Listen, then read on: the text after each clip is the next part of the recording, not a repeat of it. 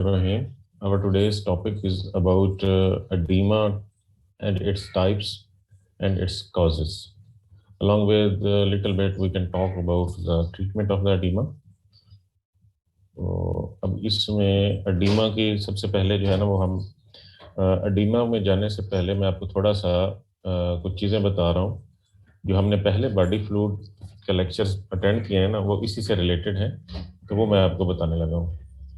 अब उसमें क्या है, सबसे पहले तो आपने ये वाला रिवीजन के लिए इंट्रासेलुलर फ्लूइड और extracellular fluid, this is the third fourth time I am telling you. Intracellular fluid, this one is 28 liter about, and there is permeable, semi-permeable membrane, and then there is the extracellular fluid, ECF. We will call it ICF, and this one is ECF. ECF is further subdivided into the interstitial fluid and plasma. They are also again connected with the semi-permeable membrane. Intercellular fluid is 28 liter, extracellular fluid is 14 liter. So you can say that intracellular fluid is nearly double of the extracellular fluid. ECF is further subdivided into interstitial and plasma. So interstitial fluid is 11 liter and plasma is 3 liter. Now comes some abnormalities of the fluid volumes. So the normal concentration of sodium is about 140 or 142 milli equivalent per liter. If it is less than that, then we call it hyponatremia. And if it is more than that, then we call it hypernatremia. Hyponatremia and hypernatremia. Always remember, in your clinical practice, whenever you will be in the wards or in your clinical setup, you will come across with the sodium and potassium.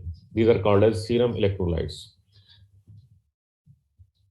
Potassium should be 4 roughly, and sodium should be 140 milli equivalent per liter roughly. If there is derangement in these solutes, sodium and potassium, the patient will be in severe danger. ये normal range में होने चाहिए. Hyperkalaemia, hypokalemia, हाइपरनेट्रीमिया और hyponatraemia नहीं होना चाहिए. जैसे ही होगा पेशेंट जो है ना वो डिस्टेबलाइज होना शुरू हो जाएगा. तो जब भी 140 या 142 मिली इक्विवेलेंट पर लीटर से ज्यादा सोडियम की कंसंट्रेशन होगी प्लाज्मा में, तो इसको हम कहेंगे हाइपरनेट्रीमिया, और इससे कम होगी तो हम इसको कहेंगे हाइपोनेट्रीमिया. ये याद रख लें. कोई भी आपसे जब भी पूछे तो आपने सिंपल यही बताना है कि सोडियम की कंसंट्रेशन जो है 140 या 142 मिली इक्विवेलेंट पर लीटर है और पोटेशियम की 4 है. अच्छा, अब एक्सेस वाटर या लॉस ऑफ सोडियम, ये दो चीजें हैं कि या तो इन दोनों का आपस में हम पढ़ेंगे कि उसमें क्या क्या रीजंस हो सकती हैं, कॉजेज क्या क्या हो सकती है. एक तो है कि हाइपोनेट्रीमिया और प्लस डिहाइड्रेशन हो, सोडियम कम हो और पानी भी कम हो. Hyponatraemia, dehydration. दूसरा है hyponatraemia over hydration. Number 1, hyponatraemia and dehydration के सोडियम भी कम है और पानी भी कम है. इसकी कॉजेज क्या है? और दूसरी जो है वो है सोडियम कम है लेकिन पानी कम नहीं है, पानी ज्यादा है, वाटर जो है वो ज्यादा है. इसकी क्या कॉजेज है? इसी तरह आगे हम चलेंगे तो हाइपरनेट्रीमिया और डिहाइड्रेशन होगा और हाइपरनेट्रीमिया ओवर हाइड्रेशन भी होगा. ये 4 जो है ना कैटेगरीज है, इनकी हमने कॉजेज डिस्कस करनी है. सबसे पहले हम आते हैं कि हाइपोनेट्रीमिया भी है और डिहाइड्रेशन भी है. इसकी कॉजेज है ये gastroenteritis, diarrhoea, vomiting, excessive use of diuretics, Lasix जिसमें मोस्ट पोटेंट डायूरेटिक है लूप डायूरेटिक है. इसके अलावा और भी डायूरेटिक्स हैं बहुत सारे हैं. पोटेशियम स्पेयरिंग डायूरेटिक है, थायराइड डायूरेटिक है. उसके बाद तीसरी जो है वो है एडिसन डिजीज. एडिसन डिजीज आप एंडोक्राइन में पढ़ेंगे. इसमें क्या होता है कि एल्डोस्टेरॉन जो है, एल्डोस्टेरॉन हार्मोन, उसकी जो लेवल है ना वो कम हो जाता है. जब भी एल्डोस्टेरॉन का लेवल कम होगा तो सॉल्ट और वाटर दोनों कम हो जाएंगे, क्योंकि एल्डोस्टेरॉन का फंक्शन ये है कि ये साल्ट और वाटर की रिटेंशन करता है.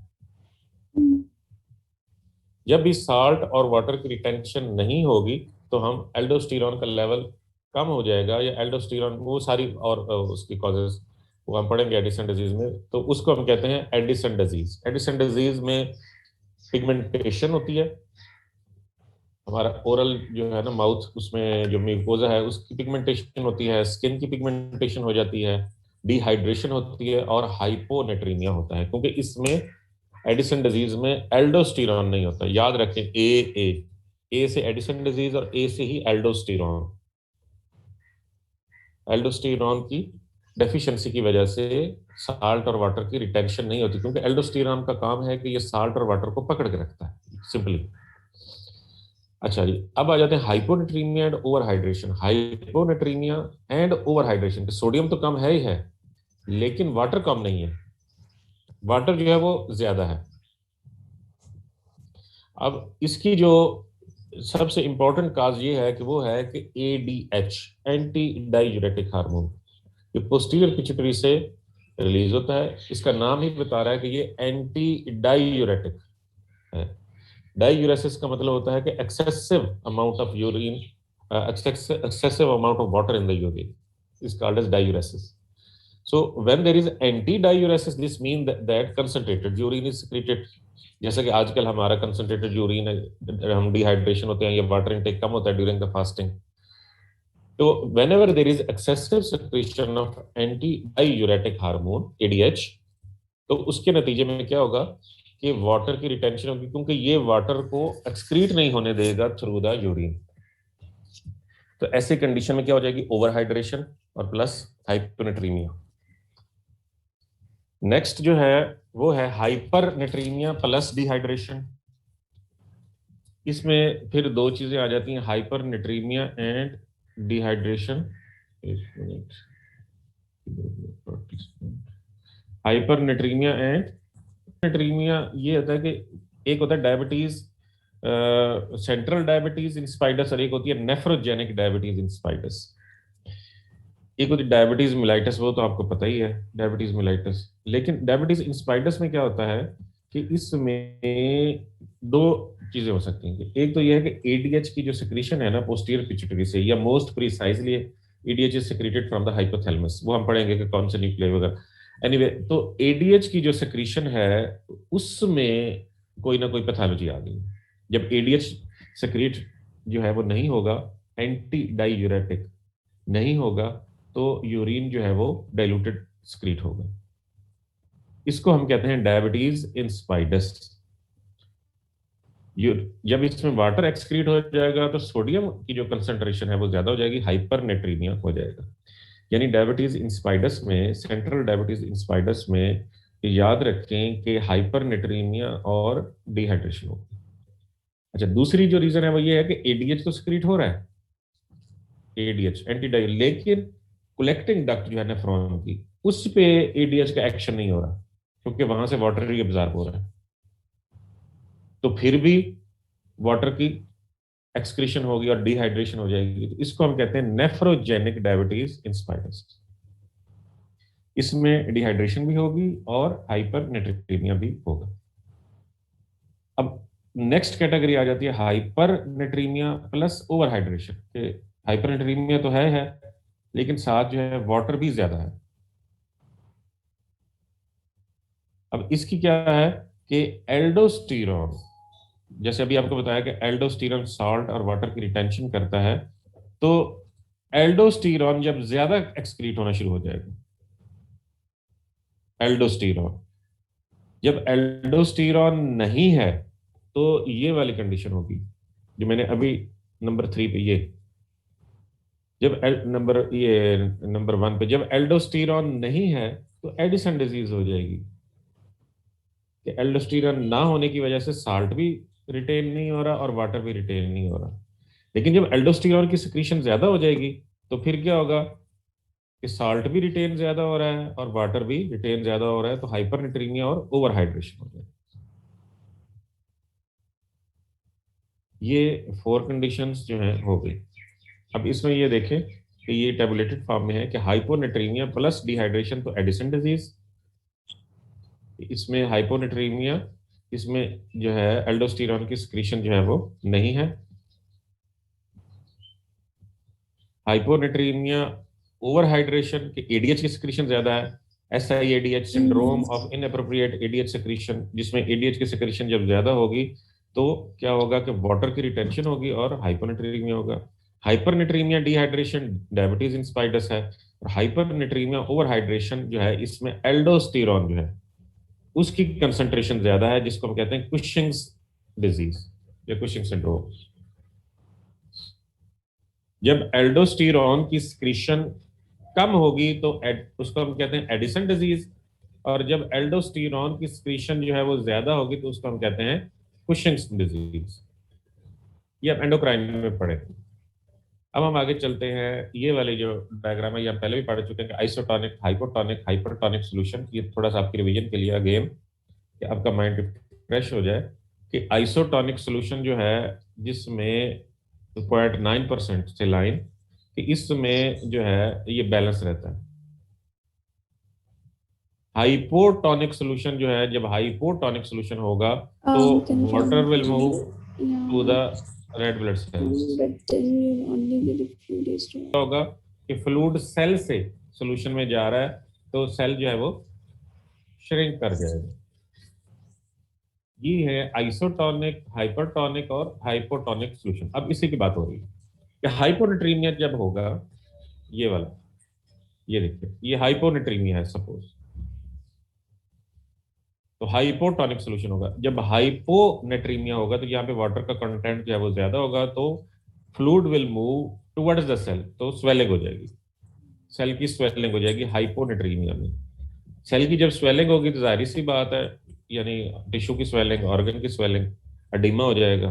तो इसमें क्या होगा कि हाइपोनेट्रीमिया में जो है वो क्या होता है कि ये जो ऑर्गन्स है यानी ब्रेन या दूसरे टिश्यू जो हैं वो सोडियम को, क्लोराइड को, पोटाशियम को और दूसरे जो सोल्यूट्स हैं उनको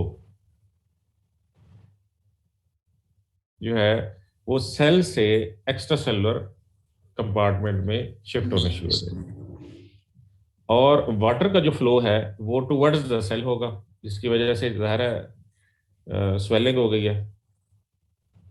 हाइपोटोनिक सॉल्यूशन वाली जो है वो डायग्राम जो मिला है। तो ये होते हैं हाइपरनेट्रीमिया की कॉजेज, हाइपोनेट्रीमिया की कॉन्सिक्वेंसेस। और हाइपरनेट्रीमिया के कॉन्सिक्वेंसेस क्या होंगे कि सेल जो है वो श्रिंक होते हैं। हाइपरनेट्रीमिया इसमें ये देखिए, ये हाइपरनेट्रीमिया है। इसमें क्या होगा कि इधर जो है वाटर कम है और सेल के अंदर वाटर ज्यादा था, तो वाटर ने मूव किया सेल से टुवर्ड्स द आउटसाइड, तो सेल जो है वो श्रिंक हो जाएगा। तो हाइपोनेट्रीमिया में याद रखें कि एडिमा होगा, और हाइपरनेट्रीमिया में सेल जो है वो श्रिंक कर देंगे। कभी आपने देखा होगा कि अगर आपने कोई सॉल्टी चीज, बहुत ज्यादा स्पाइसी सॉल्टी चीज खा ली हो, फिश खा ली हो, और पानी ज्यादा ना पिया हो, शाम को खाई जाए तो रात को 2 बजे 3 बजे आपकी आंख खुल जाएगी और आपको प्यास, शिद्दत से प्यास लगेगी। वो क्या होता है कि वो आपको हाइपरनेट्रीमिया की वजह से जो है वो एक्सेसिव जो है वो आपको प्यास की फीलिंग आती है। अब हम आते हैं जो एक्चुअल टॉपिक है हमारा, एडिमा का। एडिमा, एडिमा क्या है? Presence of the excessive amount of fluid in the body tissues is called as edema. There is excessive accumulation of the fluid in the tissue. Edema is of two types, localized or generalized. Presence of excessive fluid in the body tissues is called as edema. It is of two types, generalized or localized. And intercellular edema, extracellular edema. Intercellular and extracellular edema. Now we'll come towards the intracellular edema and its causes. Intracellular edema, अभी हमने ये जैसे देखा कि intracellular oedema कैसे होगा कि जब हाइपोटोनिक सॉल्यूशन होगा, हाइपोटोनिक सॉल्यूशन होगा तो fluid will move towards the cell and cell will swell. तो इसको हम कहते हैं इंट्रासेलुलर एडिमा, यानी कि हाइपोनेट्रीमिया में, जब भी बॉडी में हाइपोनेट्रीमिया होगा तो जो टिश्यूज हैं उनका एडिमा हो जाएगा। अगेन इस पे आता हूँ डायग्राम पे, ये वाला, ये है हाइपोटोनिक सॉल्यूशन, या हाइपोनेट्रीमिया, यानी यहाँ पे अगर सोडियम कम है, वाटर के कंटेंट ज्यादा है, तो water will move towards the cell, तो इसको हम कहेंगे हाइपोनेट्रीमिक एडीमा, ये वाला इंट्रासेलुलर एडीमा। तो हाइपोनेट्रीमिया में इंट्रासेलुलर एडीमा होता है। इसकी और काजेज ये है कि मेल न्यूट्रिशन, कोई भी किसी भी टिश्यू की इन्फ्लेमेशन हो गई, सोजिश हो गई, तो उसकी वजह से भी फ्लूइड का मूवमेंट इनसाइड हो गया। किसी भी चीज का मेटाबॉलिज्म, ये भी हम अभी मेल न्यूट्रिशन और ये मेटाबॉलिज्म हम अभी पढ़ेंगे कि इंट्रासेलुलर एडीमा की कॉजेज में। ठीक हो गया। जब भी मेटाबॉलिज्म जो है वो नहीं होगा, पुअर मेटाबॉलिज्म होगा, तो उसके नतीजे में क्या होगा कि आयनिक पंप जो है वो डिप्रेस हो जाएगा और एक्सेसिव इंटरसेलुलर सोडियम आयन जो है वो osmosis of water in the cell करेगा, वाटर को सेल के अंदर अट्रैक्ट करेगा। मेल न्यूट्रिशन में भी ये है कि आयोनिक पंप जो है वो डिप्रेस हो जाता है, और यही सेम मैकेनिज्म है, और इन्फ्लेमेशन में चूंकि डैमेज हो जाती है। अब हम आते हैं एक्स्ट्रा सेलुलर एडिमा कि excessive amount of accumulation of the fluid outside the cell. Extra cellular oedema ये होता है। अब इसमें ये देखें कि इसमें ये होगा कि जो भी हमारी जो वेसल्स हैं, कैपिलरीज हैं, वहां से फ्लूइड की लीकेज हो जाएगी टुवर्ड्स द इंटरस्टिशियल स्पेस। एक तो रीजन इसकी ये है। नंबर टू, ये जो लिम्फेडिमा जिसको हम कहते हैं, वो ये होता है कि हमारा लिम्फेटिक सिस्टम जो है वो काम नहीं कर रहा, वहां पे कहीं ब्लॉकेज आ गई है। तो इंटरस्टिशियल फ्लूइड जो है उसको, जो हमारे लिम्फेटिक्स हैं, वो कलेक्ट करके वापस ब्लड में नहीं उसको सेंड कर रहे हैं। लिम्फेटिक्स जो है वो काम नहीं कर रहा है। ये दो इसकी रीजन हैं कि एक तो ये है कि abnormal leakage through the capillary, जिससे फ्लूइड जो है वो इंटरस्टिशियल स्पेस में चला गया, एक्स्ट्रा सेलुलर चला गया। और नंबर टू, फ्लूइड तो चला गया, अब वहां से उसकी ड्रेनेज नहीं हो रही, तो एक्स्ट्रा सेलुलर एडिमा हो गया। अब ये कुछ फैक्टर्स हैं, ये जो फोर्सेस हैं जिससे हमें पता चलेगा कि एडिमा कैसे होता है। सबसे पहले हम कैपिलरी के अंदर आते हैं। ये है कैपिलरी। तो जो प्रेशर कैपिलरी का होगा उसको हम कहते हैं पीसी। ये क्या करता है कि कैपिलरी के अंदर जो भी प्रेशर होगा, जितना जितना प्रेशर ज्यादा होगा, ये फ्लूइड को कहेगा कि बाहर निकल जाए। देखो ना, एक गैस का सिलेंडर है, उसके अंदर हम गैस भरते जाएं भरते जाएं भरते जाएं, तो एक टाइम क्या आएगा, सिलेंडर फट जाएगा, क्योंकि उसके अंदर जो गैस के जो मॉलिक्यूल्स हैं वो प्रेशर डाल रहे हैं सिलेंडर पे। इसी तरह कैपिलरी प्रेशर जो है, प्रेशर ऑफ द कैपिलरी, इसमें जो भी प्रेशर है, it will exert a pressure to move fluid outside. और जो प्रेशर है इंटरस्टिशियल फ्लूइड का, ये प्रेशर एक्सर्ट करता है कि फ्लूइड जो है वो मूव करे inside the capillaries. Colloidal osmotic pressure जो है, ये आपको पता है कि ये होता है ड्यू टू एल्ब्यूमिन प्रोटीन। इसका काम ये होता है कि ये वाटर को पकड़ के रखता है। कोलाइडल ऑस्मोटिक प्रेशर, जब भी प्लाज्मा में कोलाइडल ऑस्मोटिक प्रेशर होगा तो ये फ्लूइड को अट्रैक्ट करेगा। ये चाहता है कि फ्लूइड कैपिलरी के अंदर जाए। और इसी तरह जो colloidal osmotic pressure interstitial fluid का है, ये भी फ्लूइड को अट्रैक्ट करता है। ये चाहता है कि फ्लूइड जो है वो इंटरस्टिशियल में। तो ये जो फोर फोर्सेस हैं, इनको काइंडली आपने जहन में रखें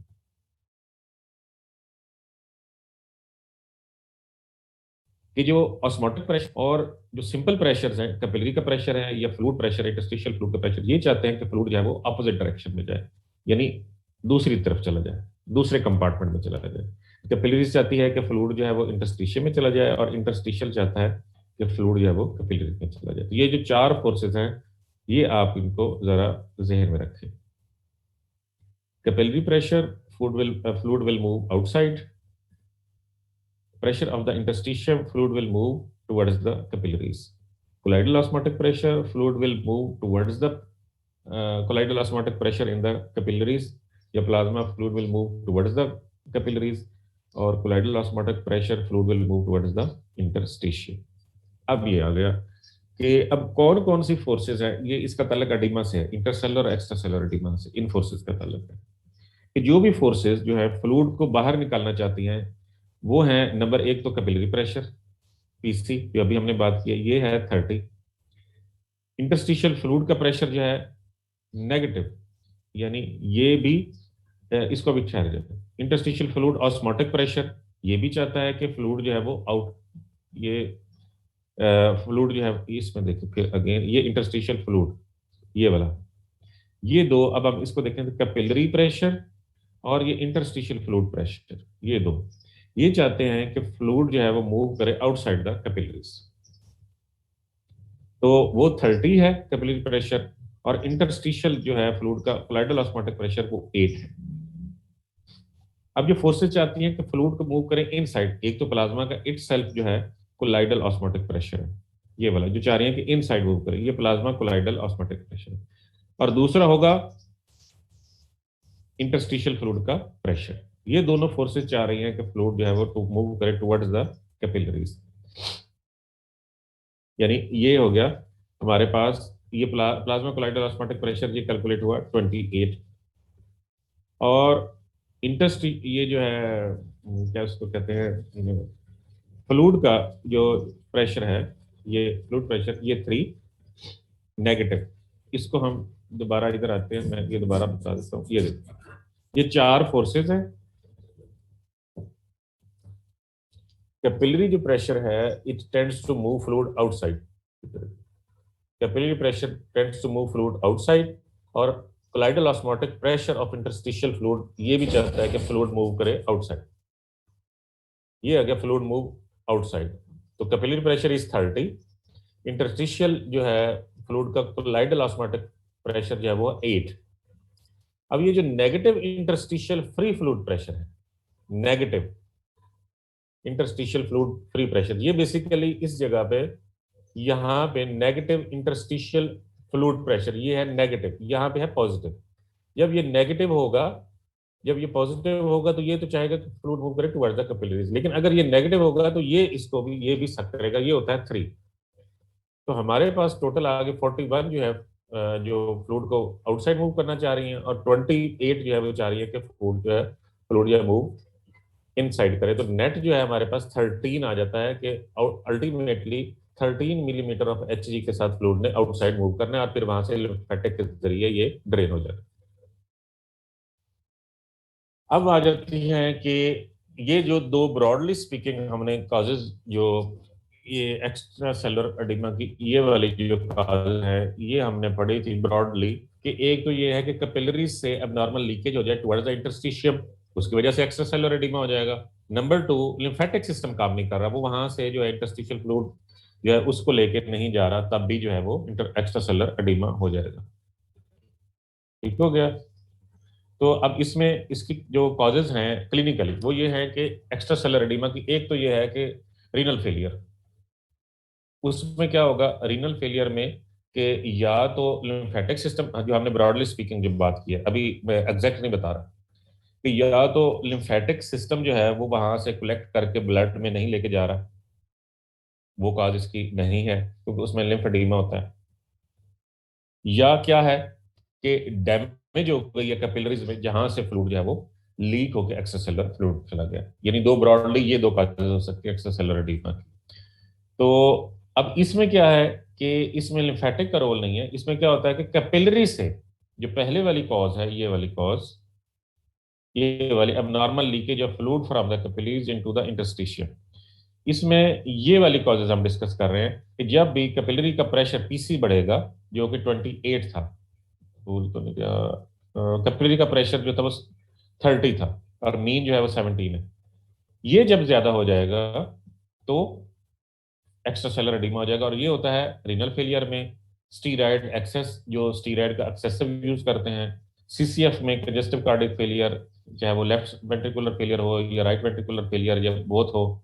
इसी तरह वीनस ऑब्स्ट्रक्शन हो जाए, failure of the Venus pump हो जाए, और आर्टीरियोलर रेजिस्टेंस जो है वो अगर कम हो जाए due to excessive use of the vasodilator drugs. ये देखें कि जब भी प्रेशर ज्यादा हो जाएगा कैपिलरीज में, ये कैपिलरीज में, तो फ्लूइड जो है वो यहाँ पे एक्यूमुलेट होना शुरू हो जाएगा। ये होता है रीनल फेलियर में, हार्ट फेलियर में, और इन्फ्लेमेशन में, वेनस ऑब्स्ट्रक्शन में, वेजोडाइलेटर ड्रग्स में। अच्छा, दूसरी कॉज ये है कि हाइपो एल्बुमिनीमिया हो जाए, यानी कि प्रोटीन का लॉस हो जाए। अब जाहिर है प्रोटीन जो है ये कोलाइडल ऑस्मोटिक प्रेशर के लिए, ये वाली जो है, ये प्लाज्मा कोलाइडल ऑस्मोटिक प्रेशर को जो जो डिटरमिन करती है वो है प्रोटीन एल्ब्यूमिन। जब एल्ब्यूमिन नहीं होगी, यानी लिवर फेलियर हो गया, एल्ब्यूमिन नहीं है, या रीनल फेलियर हो गया, प्रोटीन का लॉस हो रहा है, तो यहाँ पे प्रोटीन जब नहीं होगी तो यहाँ पे ये क्या होगा कि प्लाज्मा कोलाइडल ऑस्मोटिक प्रेशर जो है वो मेंटेन नहीं होगा, तो water will move inside. Decrease plasma protein यानी कि रीनल फेलियर हो रहा है, नेफ्रोटिक सिंड्रोम टाइप वगैरह, तो उसमें क्या होगा, प्रोटीन का लॉस शुरू हो गया। जब प्रोटीन का लॉस होगा तो क्या होगा कि एक्स्ट्रा सेलुलर एडिमा हो जाएगा, एक्स्ट्रा सेलुलर एडिमा, क्योंकि कोलाइडल ऑस्मोटिक प्रेशर जो है वो हो जाएगा। उसके बाद यह है कि जैसे मैंने अभी बताया, लिवर डिजीज जिसमें कि एल्ब्यूमिन प्रोड्यूस नहीं हो रही, उसमें भी एल्ब्यूमिन का लेवल कम हो जाएगा, तो उसमें भी एक्स्ट्रा सेलुलर एडिमा हो जाता है। अब एक डिजीज है कि जिसमें प्रोटीन का लॉस हो जाता है, उसको हम कहते हैं कि माल न्यूट्रिशन होती है, इसको हम कहते हैं क्वाशियर-कोर डिजीज। ये बच्चों की होती है, मेरिस्मस और क्वाशियर-कोर डिजीज होती है, लेकिन क्वाशियर-कोर में ये क्या होता है कि हाइपो एल्बोनीमिया होता है। एल्ब्यूमिन का लेवल अगर चेक करेंगे तो वो नहीं होगा। तो जब एल्ब्यूमिन नहीं होगा प्लाज्मा में, तो एक्स्ट्रा सेलुलर फ्लूइड में, तो क्या होगा कि एडिमा हो जाएगा। ये है क्वाशियर-कोर। ये डिफरेंस बिटवीन क्वाशियर-कोर एंड मेरिस्टेमस ये आप पीड्स मेडिसिन में पढ़ेंगे, खैर ये अभी आपके लेवल की नहीं है। इंक्रीज कैपिलरी परमेबिलिटी, इसमें भी एडिमा सर हो मेरे जाएगा। इसमें ये होता है ना कि कि कैपिलरी को डैमेज हो गई है, तो वहां से जो है फ्लूइड का लॉस होना शुरू हो गया, तो भी एक्स्ट्रा सेलुलर फ्लूइड में, ईसीएफ में, इंटरस्टिशियम में जो है फ्लूइड जो है वो एक्यूमुलेट होना शुरू हो जाएगा, तो एडिमा हो जाएगा। अब जो दूसरी ब्रॉड काज थी वो ये थी कि लिम्फेटिक जो रिटर्न है वो नहीं हो रही, किसी भी रीजन की वजह से लिम्फेटिक ड्रेनेज नहीं हो रही, लिम्फेडिमा हो गया। तो उसकी जो कॉजेज हैं, कार्सिनोमाज हैं, जिसमें अक्सर आपने देखा होगा कि कार्सिनोमा में जो है लिम्फ नोड एनलार्जमेंट भी हो जाती है, लिम्फ नोड्स पल्पेबल होना शुरू हो जाते हैं। इसके अलावा कुछ इन्फेक्शंस हैं, कोई सर्जरी हो गई है, लिम्फेटिक वेसल्स जो हैं उनको डैमेज कर दिया गया है या वो एब्सेंट है, तो उसमें भी ये सारी इश्यूज आ सकते हैं कि लिम्फेटिक रिटर्न जो है वो नहीं है। ये देखिए डायग्राम, कि लिम्फेटिक वेसल्स जो हैं, यहाँ से जो है लिम्फेटिक वेसल्स जो हैं वो ब्लड में जो है वो उसकी रिटर्न नहीं दे रहे। ये लिम्फेटिक सिस्टम का एक, यानी लिम्फ नोड और लिम्फेटिक सिस्टम है। लिम्फेटिक सिस्टम आपने ब्लड में भी पढ़ा होगा। Oedema of the heart failure, ये भी डिटेल में, ये एडीमा ऑफ हार्ट फेलियर की डायग्राम है कि इसमें कंजेस्टिव कार्डियक फेलियर में पल्मोनरी एडीमा भी हो जाता है, और ये सारी चीजें हो जाती है। Oedema due to the renal disease, इसमें ये होता है कि kidney fails to excrete the electrolytes, fluid जो है वो इंटरस्टिशियम स्पेस में लीक होना शुरू हो जाता है, तो ये इसकी कॉज है। कैपिलरी परमिबिलिटी बेसिकली बढ़ जाती है, प्रेशर बढ़ जाता है कैपिलरी परमिबिलिटी में। इसमें अक्सर जो है early morning periorbital oedema होता है, nephrotic syndrome, nephritic syndrome, renal failure में अर्ली मॉर्निंग इनिशियल स्टेज में। बाद में जो है वो पेशेंट को वो एडिमा रहता है, फेशियल एडिमा हो जाता है, फिर वो बढ़ता बढ़ता पूरी बॉडी में चला जाता है। असाइटिस भी हो सकती है, क्योंकि कैपिलरी प्रेशर जो है वो बढ़ गया है और लीकेज जो है वो ज्यादा हो गई है। ये कॉजेज है। हाइपरटेंशन हो गई है, और जो इलेक्ट्रोलाइट्स हैं उनको किडनी जो है खास तौर पे जो है पोटाशियम उसको एक्सक्रीट नहीं कर पा रहा, और साथ ही साथ जो है प्रोटीन यूरिया भी हो रहा है कि प्रोटीन का लॉस ज्यादा हो रहा होता है। जब प्रोटीन का लॉस होगा तो अल्टीमेटली एल्ब्यूमिन भी, जाहिर सी बात है, प्रोटीन एल्ब्यूमिन का लॉस ज्यादा होगा तो भी एडिमा होगा, क्योंकि कोलाइडल ऑस्मोटिक प्रेशर जो है वो मेंटेन नहीं हो रहा होगा। तो ये है जो है एडिमा की कॉजेस। और इसी तरह लिम्फेटिक ऑब्स्ट्रक्शन, ये मैं आपको भी पहले भी बता चुका हूँ। इसकी मुख्तलिफ डिजीज है। Oedema due to lymphatic obstruction जो है कि जब भी लिम्फेटिक सिस्टम जो है वो फेल हो जाएगा, काम नहीं कर रहा, उसमें ऑब्स्ट्रक्शन आ गया, कोई कार्सिनोमा है, कोई इन्फेक्शन है, व्हाट्सएवर, तो उसके नतीजे में जो है ये लिम्फेडिमा हो जाएगा। और लिम्फेडिमा यूजुअली जो है वो बाइलेटरल नहीं होता। ये है एलिफेंटियासिस, ये सवीर एडिमा है। ये भी लिम्फेडिमा की एक किस्म है, इसको हम कहते हैं एलिफेंटियासिस। तो उसके बाद जो सेफ्टी फैक्टर है एडिमा के, ये हम नेक्स्ट टाइम पढ़ेंगे। ये मैं यहाँ से दोबारा रिवाइज कराऊंगा आपको, ये यहाँ से, ये डिजीजेस से और सेफ्टी फैक्टर तक जो है ना, ये हम दोबारा करेंगे। मुझे लग रहा है कि ये आपको सही अभी इसका कंसेप्ट नहीं आ रहा, या एक सेकंड देखते हैं कि ये भी आज ही हो जाए सेफ्टी फैक्टर तो। हाँ हो सकता है, दोबारा ही करा दूंगा मैं आपको रिवीजन में, ताकि डिटेल के, हाँ डिटेल के साथ जो है ना वो हो जाए। अभी क्योंकि टाइम थोड़ा है और ये खत्म होने वाली है।